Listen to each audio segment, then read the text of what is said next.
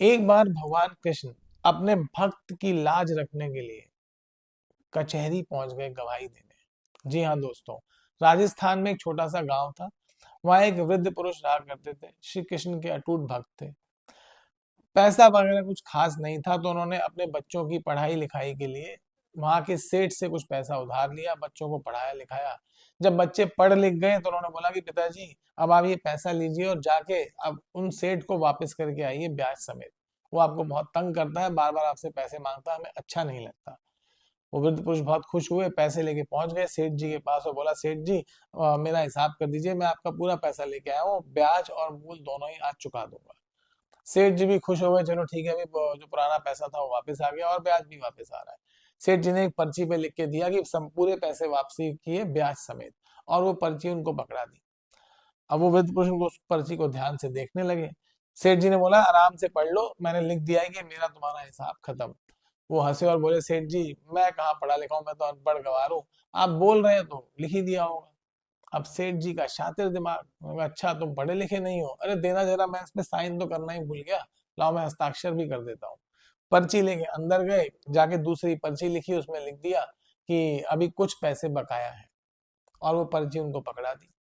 वो पर्ची लेके घर पहुंचे, कुछ माह पश्चात सेठ जी भी पहुंच गए, बोले लाओ कुछ पैसे बकाया थे मुझे वापस दे दो। तो बोला, सेठ जी क्या बात करते हैं, मैं तो पूरा हिसाब करके आया हूँ। मैंने कहा, नहीं नहीं देखो पर्ची पे लिखा है, मेरे मेरे पास भी पर्ची है, इस पे लिखा हुआ है अभी कुछ पैसे बाकी हैं। समझ गए वृद्ध पुरुष की सेठ जी जो है वो बहुत ज्यादा उनका शातिर दिमाग है और उनका मन खराब हो गया है। अब उन्होंने जाके कोर्ट में केस कर दिया। केस पहुंचा मजिस्ट्रेट के सामने, मजिस्ट्रेट ने बोला, बताइए क्या समस्या है। उन्होंने बोला, सर मैं ये पैसे सेठ जी के पूरे ब्याज समेत वापस दे के आया था, सेठ जी ने मुझे बोला भी था कि तो पूरे पैसे आ गए, अब ये कहते हैं कुछ पैसा बकाया है। तो मजिस्ट्रेट ने पूछा, आपके पास कोई सबूत है या किसी के सामने कोई साक्षी है आपने जो पेमेंट की थी। उन्होंने कहा, जी हाँ, ठाकुर जी के सामने मैंने पेमेंट करी थी, क्योंकि वो तो ठाकुर जी के अटूट भक्त थे। तो मजिस्ट्रेट ने कहा, ठीक है, तो अगली डेट में दे रहा हूँ, अगली डेट पे ठाकुर जी आएंगे, कोर्ट में गवाही देंगे, और अगर उन्होंने गवाही दे दी तो फिर आपकी बात मान ली जाएगी। अब मजिस्ट्रेट ने नोटिस बना के दे दिया, पुलिस वाले पहुंचे उस गांव में, बोला, भाई यहाँ कोई ठाकुर जी नाम का व्यक्ति रहता है। गांव वालों ने कहा, भैया ठाकुर जी नाम का व्यक्ति कोई नहीं रहता है यहाँ, एक ठाकुर जी का मंदिर है यहाँ पर, आप चाहो तो दर्शन कर लो।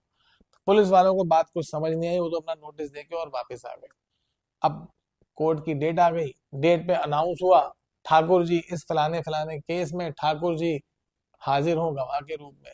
दो बार अर्दली ने अनाउंसमेंट किया, तीसरी बार जब अनाउंसमेंट करने लगा तो देखा सामने से एक वृद्ध पुरुष चले आ रहे हैं, माथे पे चंदन का तिलक लगाया हुआ है, दाढ़ी बढ़ी हुई, और बोला, जी मैं हूँ ठाकुर जी, और आके कटघरे में खड़े हो गए। तो मजिस्ट्रेट ने पूछा कि क्या आपके सामने इन्होंने सेठ जी को पैसे दिए थे। कहा, जी हाँ बिल्कुल, ब्याज समेत पूरा पैसा चुकाया था इन्होंने मेरे सामने, मैं साक्षी हूँ इस बात का।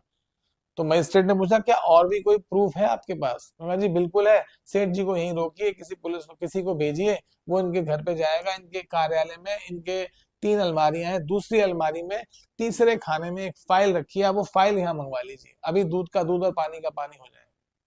एक पुलिस वाला गया और वहां पे जो उन्होंने बोला था वो फाइल मिल गई, वो फाइल लेके आया, फाइल मजिस्ट्रेट साहब के सामने खोली गई, तो फाइल में वही पर्ची जो सेठ जी ने पहले लिख के दी थी, इसमें लिखा था कि पूरा हिसाब हो चुका है, सारे पैसे प्राप्त हुए, वो आज भी पड़ी हुई थी।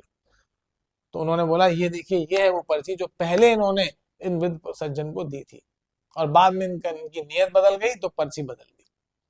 मजिस्ट्रेट ने सेठ जी को फटकार लगाई, केस को खारिज किया। अब मजिस्ट्रेट को बड़ी उत्सुकता हुई कि भाई ये ठाकुर जी कैसे व्यक्ति हैं, और इनको कैसे पता कि सेठ जी की फलानी अलमारी में फलानी जगह पर फाइल रखी है और उसमें पर्ची भी रखी है।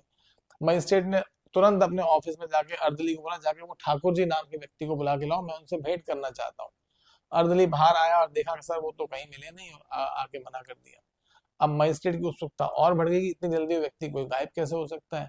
अब मजिस्ट्रेट साहब पहुंच गए ठाकुर जी के गांव में, और जाके बोला, पूछा गांव वालों से, भैया यहाँ कोई ठाकुर जी नाम का व्यक्ति रहता है। गांव वाले ऐसे बोले, सर व्यक्ति तो कोई नहीं रहता ठाकुर जी नाम का, ठाकुर जी का एक छोटा सा मंदिर है, आप भी चाहे तो दर्शन कर लीजिए जाके। अब मजिस्ट्रेट ने यह सुना, वह सुन के स्तब्ध रह गए, खड़े के खड़े रह गए। उन्हें समझ में आ गया कि ठाकुर जी खुद अपने भक्त को की लाज बचाने के लिए, गवाही देने के लिए कचहरी आए थे, और मजिस्ट्रेट ने उनको कटघरे में खड़ा कर दिया। उन्होंने उसी क्षण अपने पद से इस्तीफा दिया, बोला आज से बस मैं ठाकुर जी की भक्ति करूंगा।